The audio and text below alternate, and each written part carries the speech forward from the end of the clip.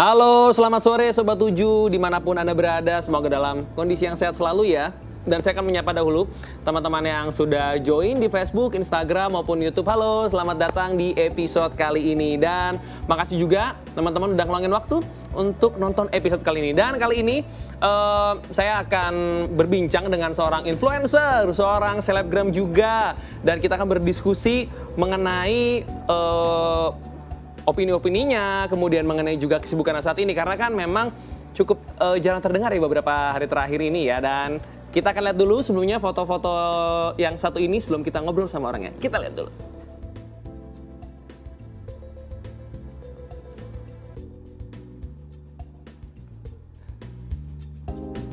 Please welcome Revina Violeta Tanamal atau yang fame dipanggil Vina. Halo, selamat sore Vina. Halo Nando. Halo, selamat sore. Wah, ini bajunya kembaran tapi kita nggak janjian ya. Dua-dua kita. Oke, pertanyaan paling awal dari semuanya adalah apa kabar lo? Ini udah lama nggak kelihatan di sosial media terutama YouTube ya. Itu kemana aja nih? Pada menanti lo dirimu. Kemana aja Vina? Kemana aja? Ya kemarin kan sempat ada masalah, tapi terus aku kerja, terus building my own skincare, jadi hiatusnya lumayan berguna lah. Oke, berarti sekarang as you said tadi bekerja juga, ada buat skincare juga. Yang pertama nih berarti kerja. Ini kerja di mana sekarang kalau boleh tahu nih? Ada di salah satu startup di Jakarta gitu. Working as a? Aku jadi content and community specialist gitu. Wow, berarti sekarang kesibukannya nih udah nggak lagi yang kerja di weekend doang, tapi sekarang from Monday to Friday juga kerja dong, full. 10 to 5. 10 to 5. Tapi kalau misalkan nggak setuju butuh host lagi boleh loh. Nggak beda banget. Wah, ini bajunya udah tukeran, jangan-jangan ntar saya yang diwawancara nih. Terus berarti sekarang nih kesibukannya kerja di startup dan segala macem. Itu kalau perbedaannya dengan pas ketika menjadi selebgram atau influencer tuh seperti apa nih? Yang beda banget sih kalau kerja di startup, sekarang aku udah punya atasan gitu. Jadi apa-apa aku harus sesuai persetujuannya dia, sesuai maunya dia, apa-apa report dan segala macam. Terus kerjaannya 9 to 5. Kalau dulu waktu jadi freelancer kan apa ya? Nggak tentu kan liburnya kapan, kerjanya kapan, jam berapa, dan segala macam. Jadi ya culture shock. Culture shock. Oke, mungkin ini jadi pertanyaan buat most of the people ketika baru bekerja pertama kali dari yang tempat yang berbeda. Hari pertama kerja itu seperti apa tuh? Shock culture-nya mungkin. Justru pertama kali kerja aku malah excited kayak, akhirnya kerja kantoran, ternyata kayak gini. Tapi setelah sebulan mau mati. Capek banget ya Tuhan. Oke, berarti tadi kan dirimu bilang bahwa wah capek nih. Kita ada satu video TikTok yang Vina bikin. Mungkin apakah ini curahan hatinya atau bukan? Kita lihat dulu. Baby, keep it to yourself. I don't wanna know. Waktu bos ngechat pas weekend apa yang harus dilakukan pas hari Senin? Itu curhatan sendiri atau adalah kumpulan ataupun output dari teman-teman yang lain sebetulnya? Mungkin kebiasaannya culture kantor Jakarta tuh memang kalau weekend itu masih boleh di chat gitu ya, misalkan 9 to 5 tapi jam 8 malam masih kita report gitu-gitu. Jadi bercandain aja sih, tapi kalau bos aku baik banget kok. Karena mungkin dilihat. Jangan-jangan exit plan. Oh, berarti tapi bisa dibilang itu adalah sekedar dibawa santai, dibawa fun ya. Biar kerja nggak stres-stres banget kan. Nah, berarti kalau pertanyaan besar adalah lebih senang apa nih sekarang? Buat konten menjadi seorang selebgram, influencer, atau YouTube, atau bisa dibilang jadi budak korporat nih kalau kata sebagian orang? Untuk job desk, aku lebih menyukai waktu aku jadi corporate slave ya. Tapi untuk duit, tentu saja saya lebih suka jadi selebgram. Apa alasannya berarti? Kalau job desk aku jadi tahu aku kerjanya apa, terus achievementnya harus apa, terus aku report harian harus kayak gimana tuh jadi lebih teratur gitu kan. Jenjang karirnya aku ngerti nih dalam setahun aku harus promosi kemana gitu. Tapi ketika selebgram kan achievementnya nggak pernah berhenti kan, jadi bingung gitu arahnya mau kemana. Sedangkan kalau di kantor aku tahu aku mau kemana, terus aku tahu milestone-nya kemana aja gitu. Jadi aku bisa sebenarnya jadi waktu kerja kantoran. Cuman memang kalau masalah uang nggak bisa bohongin waktu jadi influencer. Oke, terus yang menarik gini nih, kalau kita lihat background dari Vina sendiri kan salah satu seorang sarjana hukum ya di salah satu universitas di Surabaya. Ini kan beda ya, bisa dibilang. Itu gimana tuh menghandle-nya? Kalau kita bisa sedikit breakdown, hukum, universitas nih kan lulus, kemudian jadi influencer, itu aja udah trespassing tuh buat sebagian orang. Terus kemudian masuk lagi nih jadi seorang pekerja di startup, itu kan lompat-lompat tuh gimana itu story-nya itu? Sebenarnya sih bokap nanya gitu, kenapa sih anak hukum kok nggak jadi pengacara atau notaris gitu-gitu. Terus apalagi aku udah sempat ikutan pelatihannya buat advokasi gitu kan. Cuman belum disumpah aja. Terus aku ikut kursus digital marketing, terus udah lumayan oke di situ. Terus kemarin waktu startup aku buka lowongan, just shoot my chance aja, terus akhirnya keterima deh. Kok kepikiran gitu loh untuk bisa kerja di startup? Padahal kan kalau bisa dibilang build your own pekerjaan tuh juga bisa aja sebetulnya. Siapa yang nggak tahu Vina? Gitu? Aku waktu masa-masa hiatus, aku tuh tertarik banget sama digital marketing. Apalagi di era kayak gini, digital marketing lagi bagus-bagusnya untuk dipelajari. Terus aku pengen tahu sih kalau misalkan ntar aku mau buat usaha sendiri, misalkan mau bikin skincare, mau bikin makeup, mau bikin buku, dan atau apa kayak gimana, aku pengen masarinnya lewat digital.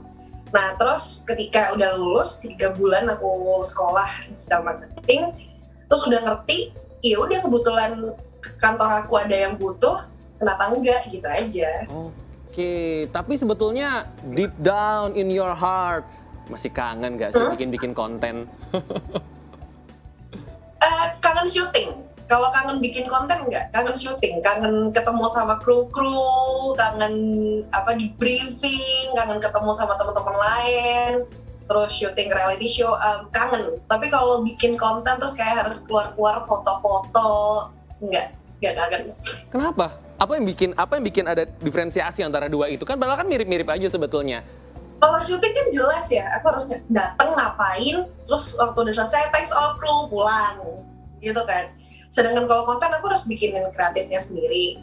Terus aku harus micromanaging, aku pengen editor aku kayak gimana, aku harus ngomong apa aja. Itu sih yang capek, micromanaging. Tapi kalau ngomong soal kangen nggak nih, kan kita pasti tahu lah ya, followersnya Vina kan juga udah 640.000 kalau nggak salah terakhir. Kemudian subscribernya di YouTube juga udah puluhan ribu, kalau nggak salah 40.000 something. Itu nggak pengen diterusin tuh untuk bikin seperti itu, atau yaudah saya sudah semangat untuk menjadi seorang korporasi misalkan? YouTube aku tuh pengen aku jual loh, jadi kalau misalnya ada yang mau beli silahkan aku buka harga. Oh, tadi terakhir update kan tahun lalu berarti? Setahun lalu ya? Terakhir update tahun lalu, cuman kan subscribernya udah lumayan, terus udah dimonetize, jadi kalau misalkan pas setuju mau beli, boleh. Curhatan sekali ya. Oke, balik lagi nih, ini ada pertanyaan juga dari netizen. Selama nggak muncul ke netizen, selain bekerja, Revina ngapain aja sih? Building my skincare, bikin PT sendiri, bikin skincare sendiri. Akhirnya Revina punya my own skincare line. Wow, congratulations ya. Itu skincare-nya untuk produk apa dan kemudian sudah running seperti apa? Jadi skincare aku namanya Nidi. Nidi kan kita belum ada sebulan ya. Kita baru punya 2 produk serum wajah gitu, atau namanya Lira sama Fana Skin Motion. Buat all gender sih, jadi kita gender neutral. Buat orang yang kulitnya bermasalah atau kulitnya tidak bermasalah, kita punya. Pertanyaannya adalah kenapa terinspirasi untuk bikin brand skincare? Padahal kan dengan ketenaran dirimu bisa aja bikin yang lain, misalkan bikin yaudah kita bikin Instagram, kita bikin kru-krunya tersendiri dan lain sebagainya gitu loh. Kenapa bisa sampai run to skincare? Kenapa nggak usaha lain gitu? For so many years, aku kan terima endorsean kiri kanan ya. Terus ada beberapa juga yang minta aku jadi brand ambassador-nya atau segala macam. Terus mereka dari followers berapa, terus tiba-tiba jadi 100.000, ada yang udah jadi 200.000, udah laku-laku banget gitu dan segala macam. Kepikiran sih kenapa nggak bikin sendiri kalau bisa menyukseskan usaha orang lain, kenapa gue sendiri nggak bisa gitu. Terus sebenarnya ini tuh my exit strategy kalau misalkan udah nggak mau di Instagram gitu. Kalau pengen besarin Nidi, ketika Nidi udah besar, pengennya hilang pelan-pelan dari sosial media. Why? Kenapa alasannya? Dengan fame yang sudah dapatkan sejauh ini ya, selama ini, why? Kenapa pengen hilang? Exhausting. Kalau dipikir kayak mungkin jadi public figure itu keinginannya sebagian besar orang gitu. Enak banget, makan di endorse segala macam. Aku ngerasa I want to have life that so peacefully gitu loh. So peaceful gitu, yang nggak perlu di sorot mana-mana gitu-gitu dan segala macam. Terus pengen beneran kerja yang this is my business, terus yang di sini ada kerja karya aku di kantoran, dan that's it gitu. Oke, berarti gini, yang cukup menarik adalah ketika sebagian besar orang pengen fame dan lain sebagainya. Berarti ada price to pay-nya dong yang Vina rasakan? Price to pay pasti dong, and I paid it in really expensive way. Misalkan? Jadi kayak privacy sih yang sampai sekarang masih udah 4 tahun di dunia showbiz, cuman masih belum terbiasa privacy. Jadi kayak aku mau ketemu sama siapa gitu, tiba-tiba ada foto, terus tiba-tiba aku lagi jalan sama siapa, tiba-tiba kayak disamperin, ini siapa? Terus kayak Kak Vina belum minta foto nggak? Sedangkan keluarga aku atau my closest friends itu ngerasa nggak nyaman, kayak gitu-gitu sih. Jadi aku sih seneng diajak foto, kayak ya Allah gue berasa artis, ada yang kenal gitu. Cuman kasihan teman-teman dan my closest friends dan yang nggak kebiasaan sama hal itu. Gitu.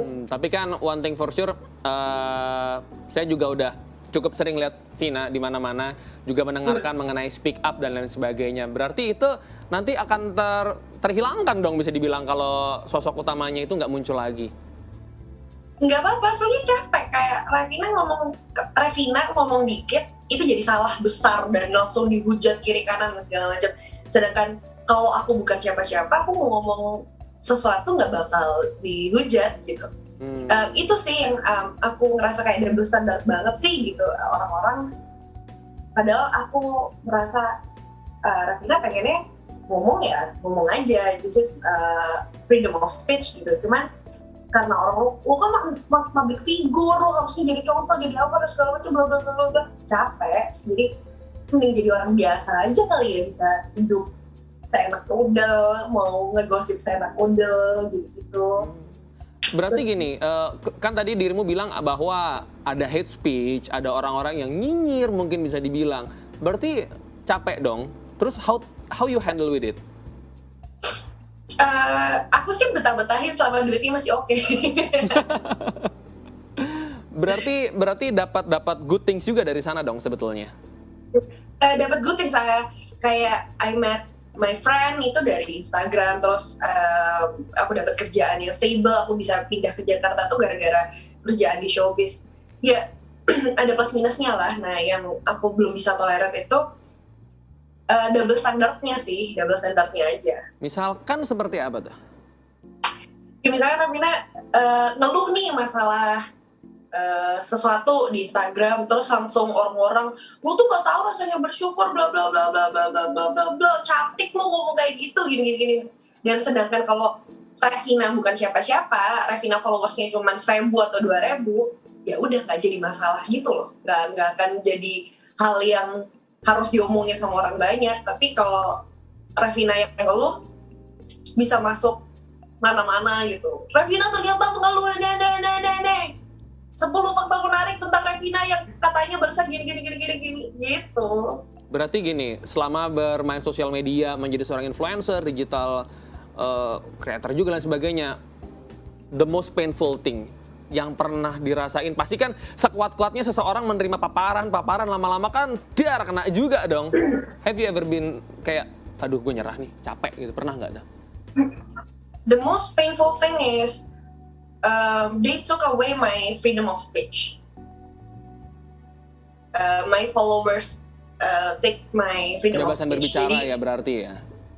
iya, jadi kayak aku harus bener-bener ngejaga omongan aku harus bener-bener kayak pengen speak up ngomong sesuatu yang sebenarnya terjadi, cuman nggak boleh gitu.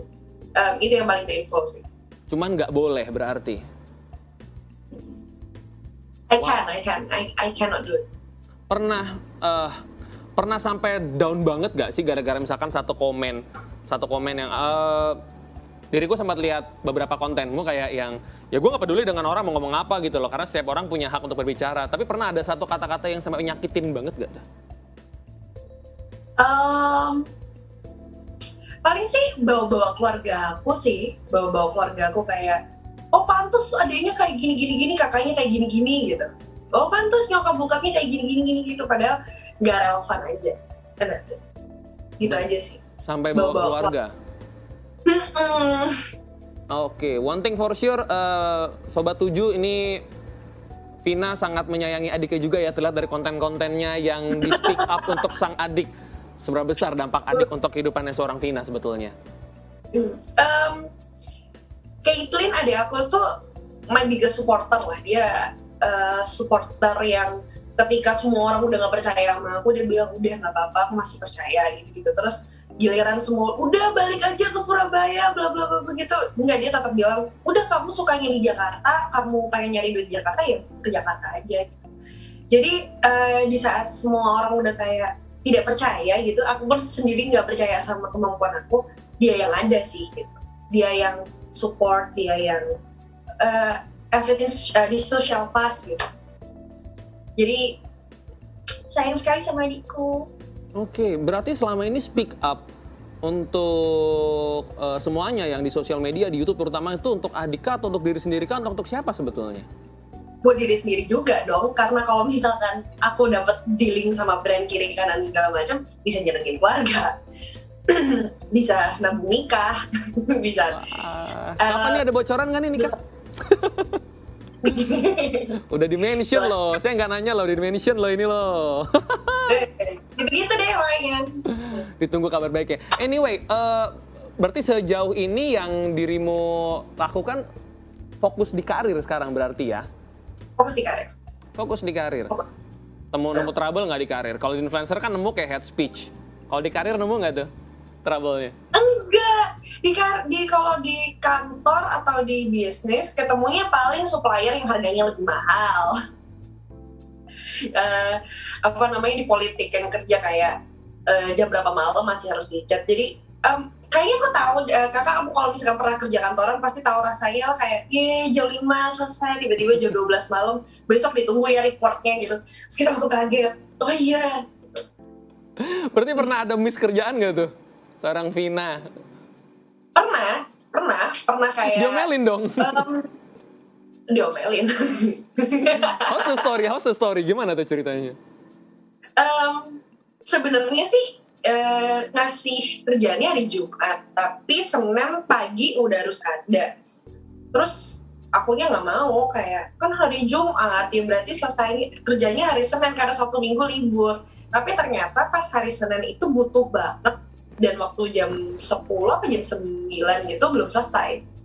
Ya udah, itu chatnya udah panjang banget. Ya ampun Revina, tolong bertanggung jawab, ini kan program kamu bla bla bla. Wow. Berarti di kerjaan juga ada things yang harus diupayakan ya. Kalau di produk, di skincare gimana nih? Aku kan nggak sendirian kalau skincare. Aku punya temen yang dia memang fokusnya itu kayak di desain, di apa, terus COGS dan segala macam. Aku fokusnya di marketing sama research and development. Jadi membagi konsentrasi dan segala macam gitu. So far sih baik-baik aja skincare-nya. Kita udah tembus 200% target dalam waktu 20 hari. Wow. Mbak Vina, berarti sekarang happy dong dengan yang dilakuin ya? Oh happy, senang banget. Skincare sekarang udah mau masuk produksi kedua, terus kita mau nambahin produk lagi dan segala macam. Senang banget sih. And everything was just so fine. Oke, the question is gini Mbak. Ini aku sambil buka juga di sosial media beberapa pertanyaan yang masuk. Berarti sekarang, sebentar saya baca dulu ya. Berarti sekarang Vina sudah senang ya menjadi budak korporat, tidak menjadi influencer. Sudah senang ya? Seneng nggak seneng sih. Senengnya karena akhirnya aku punya pemasukan yang stable, benar-benar stable, kayak ketahuan nih dalam sebulan pasti masuk berapa, terus kerjanya udah jelas. Di sisi lain, pengen berbelimangan duit kayak dulu. Wih, mandi uang ya kayak Tuan Crab ya, yang di SpongeBob. Kayak Atta Halilintar gitu kan, gitu. Terus nggak kangen berarti sama sekali dengan dunia entertain misalkan? Kangen duit ya. Kangen, oke. Kangen Berarti kalau environment, ambience, temen-temen enggak terlalu sih. Kangen duitnya. oke, so the punchline is kangen nggak? Berarti kangen nggak dan pengen nggak kalau di syuting lagi sama Trans 7? Oh pengen banget ya, aku Trans 7 tuh ngangenin tahu. Atau jadi dalam tanda kutip bodoh korporat Trans 7 sebetulnya. Aku dulu pernah punya program di Trans 7 and it went well kok. Kangen banget sih sebenarnya. Ini kita tinggal swap green screen, ini Mbak sudah dengan baju yang sama loh. Sudah sangat rindu ya, berarti kesibukan seorang Vina itu meskipun menghilang dari sosial media, teman-teman Sobat 7 menghilang dari YouTube sampai setahun. Hey, saya menantikan konten Anda. Juga dari Instagram juga tidak banyak speak up, mungkin lebih banyak foto-foto pribadi, mungkin menunjukkan bahwa saya ada juga seorang pribadi yang punya kehidupan pribadi juga. Berarti kesibukannya juga banyak ya. Nggak cuman istilahnya kalau kata orang tuh oncang-oncang angge nyantai doang, santai, enggak ya. Nggak menyenangkan yang dipikir kok. Kayak semua selebgram foto-foto terus, nggak capek juga kok sebenarnya. Selebgram harus liburan kemana, harus atau photoshoot setiap hari buat konten, capek juga kok gitu. Capek, wow. Terus jaga stamina gimana jaga stamina? Kan kondisinya lagi seperti ini nih. Mungkin ada Sobat 7 ataupun followersnya dari Vina sendiri yang pengen tahu gimana sih seorang Vina udah jadi budak korporat, kemudian juga jadi masih terima endorsan, kemudian juga masih pekerjaan yang bikin skincare. Itu jaga kondisi fisik gimana? Waduh tuh mulai batuk tuh. Nggak ada built-in kan ini? Nggak. Gimana? Kalau aku sih emang dari itu dirajinin minum setiap hari vitamin C, terus aku mindful eating sama nge-gym. Udah itu aja. Mindful eating yang bener-bener kayak ngebantu banget dari siklus menstruasi, dari makan dan segala macam, memang sangat ngebantu kalau mindful eating. Oke. Vina memasuki sesi akhir dari perbincangan yang luar biasa menyenangkan ini. Kalau yang orang-orang tahu kan seorang Vina, seorang yang berani untuk speak up, berani untuk ngomong, berani untuk kayak against with everybody gitu loh. Apakah tetap akan menjadi seperti itu nantinya atau ya udah main aman? Enggak. Maaf ya. Enggaknya gimana nih? Udah enggak. Aku mau hidup tenang, terus masalah tahun lalu cukup membuat aku terpukul banget. Mulai kemarin waktu ketika masalahnya udah mau udahan, aku rasa kayak udah sih hidupnya tenang-tenang aja, semuanya dikontrol, semuanya direm, kayak gitu. Paling sekarang akan ngomongin paling nulis biasa tentang cinta, horor, masak dan segala macam. Tapi kalau tentang speak up lagi enggak sih. Berarti nggak kepikiran lagi untuk speak up mengenai mungkin kebebasan berpendapat ataupun mengenai hal-hal lain mengenai perempuan misalkan. Berarti rencananya udah nggak akan di running lagi nih? Kalau ngomongin tentang feminisme atau ngomongin tentang apa, mungkin mentok pakai dasar kali ya, nggak pakai opini aku. Karena cukup kapok. And I learn in a really hard way. You learn in the hard way. As hard as apa? Seorang Vina kan mampu untuk menahan gempuran. Seorang Vina tuh bertahun-tahun yang kita kenal sebagai selebgram mampu menahan hate speech.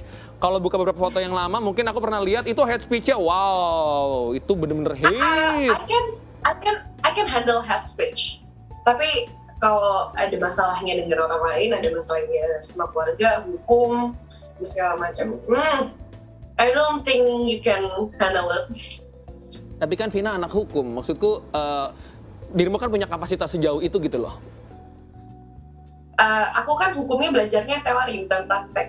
Hmm. Prakteknya beda banget loh. Aku pernah dengar salah satu statement dirimu yang bilang, aku paham hukum. Berarti menurutmu itu seperti apa tuh konteksnya? Paham hukum secara teori. Ketika udah masalah sama hukum beneran, beda banget sama apa yang kita pelajari waktu kuliah ya. Kalau aku belajar kuliah harus, ternyata pertama kali lapor harus begini prosedurnya, aku hafal banget. Cuman ketika udah bermasalah sama hukum, beda banget lah. Beda 180 derajat. Beda banget. Beda banget. Iya. Kalau hukum aku paling ngerti cuma pasal-pasalnya dan segala macam. Ketika di beneran hukumnya, it doesn't really matter. Oke, kalau gitu memasuki pertanyaan terakhir nih, ada tips nggak sih dari seorang Vina untuk Sobat 7 yang mengalami masalah dan ingin bangkit kembali? Hang in there. Kalau misalkan udah capek, istirahat bentar, cari distraksi, terus lanjut lagi. Karena life has been really tough on us. Kalau misalkan kita nggak hadapin, yang mau hadapin itu siapa? Kayak hidup karena nggak ada orang lain yang bakal hidup buat kamu. Wow, luar biasa. Closing statement yang luar biasa. Thank you so much ya, Vina, udah nyempetin waktunya ngobrol sama teman-teman di Sobat 7 untuk diskusi mengenai update kehidupan. Karena tentu siapa yang nggak pengen dengar kabar dari seorang Vina. Vina, thank you banget, thank you so much ya. Terima kasih, Nando. Ditunggu diskusi berikutnya dan jangan lupa nanti masuk ke Trans 7 lagi ya, kita wawancara lagi ya. Amin. Thank you. Wow. Pembicaraan yang luar biasa menarik. Terima kasih untuk Sobat 7 Kepo dimanapun Anda berada yang udah menyaksikan ini, baik di Facebook, Instagram, maupun YouTube untuk episode kali ini. Dan jangan lupa masih akan hadir Sobat 7 Kepo minggu depan dengan episode yang tidak kalah seru dan pembahasan yang tidak kalah menarik. Akhir kata, saya Rian Fernando pamit undur diri. Sampai jumpa. Terima kasih sudah menonton Sobat 7 Kepo. Sampai jumpa di episode selanjutnya.